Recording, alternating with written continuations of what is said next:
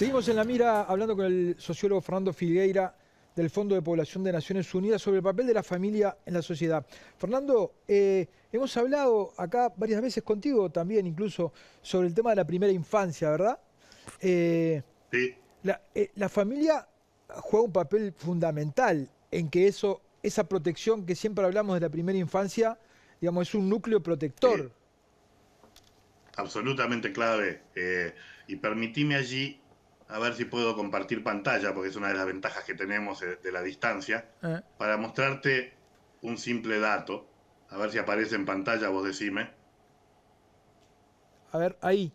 Sí, ¿Ahí apareció? sí. Bueno, digo, esto es algo importante para entender algunas características de la sociedad uruguaya y de cómo las familias y los diferentes arreglos familiares se van produciendo en forma desigual por nivel de ingresos, ¿verdad?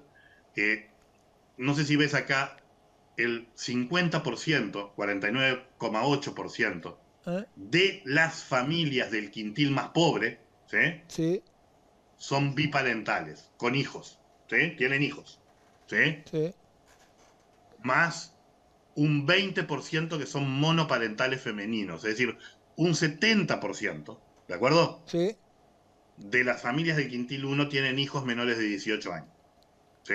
eh, Y de ellas, un 20% son monoparentales. correcto. Veamos ahora lo que sucede en el quintil 5. El más rico. Solo el 22% de las familias son biparentales, es decir, tienen hijos menores de 18 años, más un 6,7% son monoparentales femeninas. ¿Sí? No sé si te das cuenta de la enorme diferencia, Total. ¿sí? De cómo tenemos distribuidos a los niños por Total. hogares de acuerdo a los quintiles. Por eso es ¿Cuáles el. son las familias que predominan en el quintil 5? Las unipersonales, jubilados y pensionistas, generalmente, ¿sí? 34,7%, y las parejas sin hijos, ya sea porque los hijos ya dejaron el hogar, o ya sea porque son parejas jóvenes que han decidido no tener hijos todavía. Ahí está la explicación, 28% Fernando, de en por el qué, quintil de por 5. qué decimos, de por qué se suele decir de que si combatiéramos, si lográramos terminar con la pobreza infantil, prácticamente terminaríamos con la pobreza en el país. Efectivamente, efectivamente, porque allí es donde está concentrado. Ahora, cuando nos planteamos las decisiones políticas que tomamos para dotar a estas familias de quintil 1 y 2, ¿sí? Mm, De las mejores herramientas posibles para el cuidado de la primera infancia, nos damos cuenta que aún en comparación a otros desarrollos de nuestro estado de bienestar, estamos en deuda. ¿Sí? total. Cuando tomamos decisiones de exoneración fiscal, pensemos que la exoneración fiscal de IRPF y de IAS básicamente afecta al quintil 4 y 5, Ujú, ¿sí? Donde sí, son pocas las familias con hijos. mm, Pero en lo que tiene que ver con asignaciones familiares, con tarjeta Uruguay Social o con algunos otros elementos del Banco de Previsión Social para apoyar acá abajo, es menos robusta nuestra protección. Entonces, ese es uno de los temas. Ahora, el otro tema que me parece clave, y voy a ver si te lo puedo mostrar también acá, es, estos son, dicho de otra manera, dicho también, son procesamientos de la Unidad de Métodos y Acceso a Datos de la Facultad de Ciencias Sociales. ¿Sí? ah, correcto. No sé si ves este nuevo gráfico. Sí, se ve. El 66,8% de los hogares con hijos, en este caso, ¿sí? Sí. Tenían jefatura de varón en el 2006. El 49,3% tiene jefatura de varón en el 2021. ¿Sí? Es Cayó, decir, hoy cayó, hay más mujeres jefas de hogar que varones jefes de hogar. cayó casi un ¿Sí? 50%, ¿no? Tremendo. Sí, hoy están iguales, en verdad, un poco más de 30%. jefatura femenina. Ahora, si seguimos discriminando a las mujeres en el mercado laboral, si seguimos dotándola de una carga de trabajo de cuidados muy importante que no le permite una inserción clara en ese mercado laboral. Bueno, eso luego se paga en costos cuando vemos esa concentración de hogares monomaternales en situación de pobreza. ¿Sí? Mm, Eh, es, es también entender que no solo han cambiado las familias, que lo podemos ver por divorcialidad, por monomaternalidad, etcétera, sino que también la mujer ha adquirido un rol de proveedora principal muchas veces, mucho mayor que antes. Y además, muchos varones, sobre todo en los sectores de menores recursos, no han logrado conformar un núcleo familiar estable y las mujeres quedan a cargo de los niños en situación de monomaternalidad. Entonces, allí de nuevo, tenemos una situación de vulnerabilidad particularmente concentrada en mujer e infancia. Entonces, de nuevo, cómo el estado de bienestar, cómo nuestras políticas sociales se tienen que adaptar a ello, es algo que tenemos que considerar a la luz de estos cambios y transformaciones que se vienen produciendo. Perfecto, Fernando. Yo estaba diciendo acá que UNICEF promueve un mínimo de 6 meses de licencia parental remunerada y el acceso universal al servicio Sí, de guardería, ¿no? Estamos lejísimos de eso, ¿no? estamos lejos, estamos menos lejos que antes. Sí, Viste que la sí, licencia maternal se amplió sí, y incluye 6 meses de part-time sí, o de trabajo a tiempo parcial. sí, sí. Lo que tienen, esto, voy a avanzar luego, pero lo que tienen algunos países es que permiten digamos, compartir a hombre y mujer. Esa. En esos 6 meses nosotros también permitimos compartir a hombre y mujer, pero predominantemente lo toman las mujeres, no lo toman los varones. Pero es solo ¿Eh? en la mitad de Y una de las tiempo. razones, claro, es decir, primero, la licencia maternal es mucho más larga que la licencia paternal. Sí, Eso está muy claro. sí, Luego, eso a tiempo completo. Luego, los 6 meses adicionales que se otorgan potenciales de licencia a tiempo parcial, esa la toman predominantemente las mujeres, no los varones.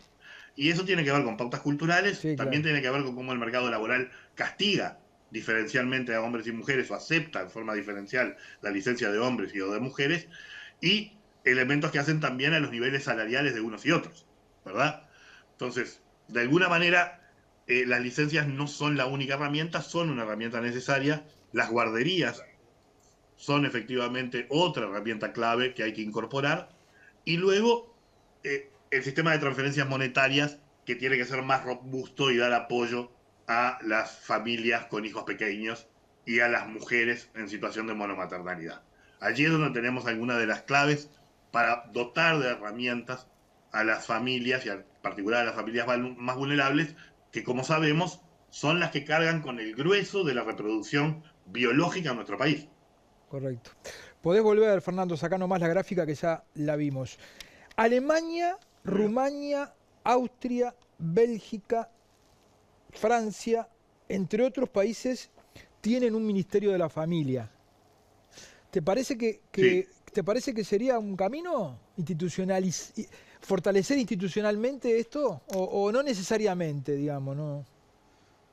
no, digo, creo que puede haber diferentes modalidades institucionales. Creo que eso no hace la diferencia principal. Mm, Ahora, lo que sí está claro es que sea en los ministerios de desarrollo social, sea en los ministerios de familias, sea en los ministerios de la mujer, que en muchos países también hay, sí, ¿verdad? En cualquiera de estos, tenemos que incorporar las dinámicas transformaciones de los arreglos familiares como algo que viene procesándose y dándose en todas las sociedades y en donde, como decíamos al principio, el Estado y el mercado no han sido completamente omisos, pero han sido lentos, incompletos y desiguales en enfrentar las nuevas vulnerabilidades que ellos generan. Eso sí me parece que es clave y que cuando pensamos en general en las dinámicas intrafamiliares, muchas veces quedan afuera de las políticas públicas. Hay otras dimensiones de política pública en las que no nos hemos detenido, Gabriel, pero que son importantes también, que tienen que ver con la regulación justamente de las obligaciones entre los cónyuges cuando se produce una separación de los cónyuges, ¿verdad? El tema de apoyar económicamente o no a quien queda a cargo de las niñas y niños, el tema del reconocimiento de la paternidad, todos estos elementos que hacen a reconocer la importancia de las familias, pero en su diversidad, implican reforzar, mejorar y transformar políticas públicas que antes tenían puntos ciegos o poca capacidad de incidir respecto a estas dinámicas. Fernando, para terminar, vos que estás tan bien informado, contanos por qué Suecia, Noruega, Islandia, Estonia y Portugal ocupan los primeros puestos en materia de políticas favorables a la familia de la OCDE y la Unión Europea.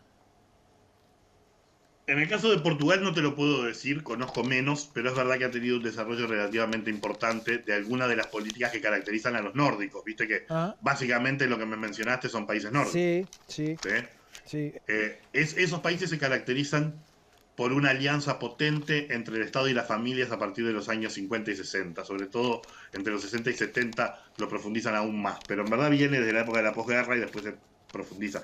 ¿Cuáles son esas políticas proclives a proteger a las familias en el sentido de la diversidad?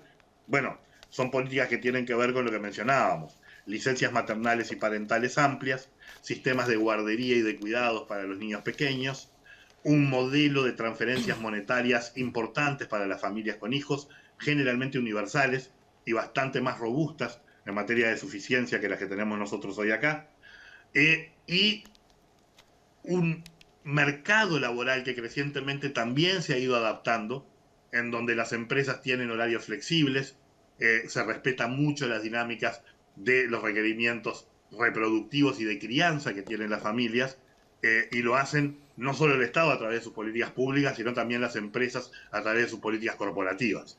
Entonces, de alguna manera, estos países constituyen un ejemplo para nosotros que no vamos a copiar, pero que tenemos que entender cómo funcionan para ver qué es lo emulable, qué es lo que con ajustes y adaptaciones podemos incorporar para una etapa demográfica del país que es la que estamos viviendo también, ¿no? Una etapa en donde sabemos que va a haber envejecimiento, que las cohortes jóvenes van a ser cada vez más pequeñas, que precisamos la incorporación de la mujer al mercado laboral, que precisamos proteger a cada uno de esos niños y niñas que pertenecen a cohortes cada vez más pequeñas, y que también tenemos que empezar a plantearnos cuál va a ser el rol del Estado y las familias en proteger y cuidar a nuestros adultos mayores, que se van a hacer más viejos, más longevos y van a tener periodos de dependencia también más importantes. Fernando, siempre es un placer hablar contigo. Te quedo enormemente agradecido por este contacto, ¿sí? Gabriel, a ti y a las órdenes. Un abrazo. Gracias a ustedes por habernos acompañado. Los esperamos la semana próxima. Que pasen bien.